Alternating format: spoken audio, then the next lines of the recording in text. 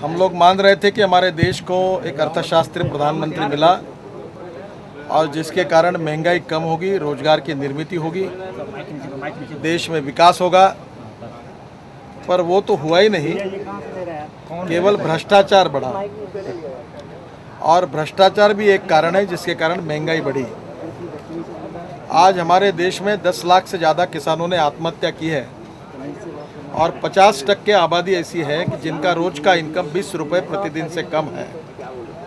ऐसी स्थिति में 9वीं बार फिर से पेट्रोल डीजल के भाव बढ़े हैं।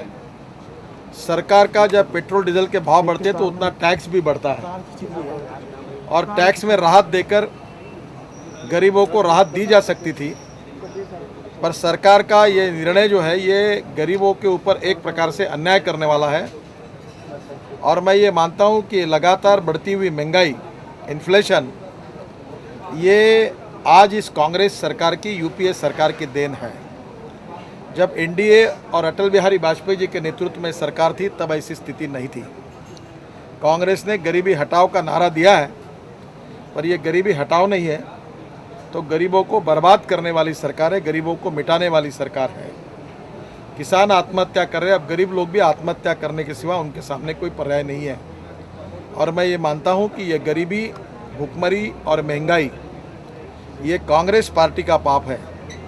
गलत आर्थिक नीति और भ्रष्ट प्रशासन के कारण हमारे देश को, गरीबों को उद्ध्वस्त किया जा रहा है।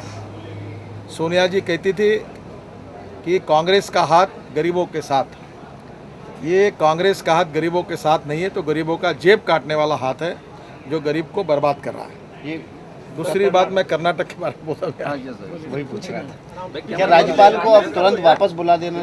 देखिए, कर्नाटक में राज्यपाल महोदय जिस प्रकार का बर्ताव और व्यवहार कर रहे हैं वो देश के लोकतांत्रिक इतिहास को, लोकतंत्र को और हमारे संविधान को कलंकित करने वाली बात है।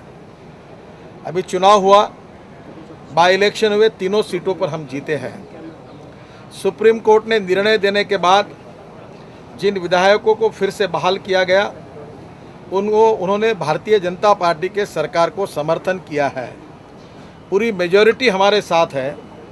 इसके बावजूद भी राज्यपाल, ये सुप्रीम कोर्ट का इसके पहले मुंबई केस में निर्णय हुआ है कि जो भी सरकार के बारे में फैसला करना है वो फ्लोर पर हो जाए और मेजॉरिटी से हो जाए। पर फ्लोर पर फैसला करने के लिए, बहुमत सिद्ध करने के लिए देश के संविधान में जब कोई मुख्यमंत्री राज्यपाल को पत्र लिखता है तो वो परमिशन भी नहीं देते और उल्टा इस सरकार को बर्खास्त करने का पत्र केंद्र सरकार को भेजते हैं। ये केवल राज्यपाल नहीं कर रहे हैं, ये तो कांग्रेस पार्टी के इशारों पर और यूपीए के इशारों पर राज्यपाल अपना वर्तन व्यवहार कर रहे हैं। मुझे ऐसा लगता है कि राज्यपाल का कार्य और कर्तृत्व देखते हुए उनको एआईसीसी के स्पेशल इन्वाइटी के रूप में सोनिया जी ने उनके अपने साथ कार्य के लिए लेना चाहिए। और राज्यपाल पद पर काम करने के लायक नहीं है और इसलिए पूरे देश में राज्यपाल महोदय की और कांग्रेस पार्टी की तीव्र रूप से मीडिया में और सभी लोग भर्त्सना कर रहे हैं। कम से कम इससे बोध लेकर केंद्र सरकार को सुबुद्धि हो और वो उचित निर्णय करे, यही मैं उनसे अपेक्षा व्यक्त करता हूँ।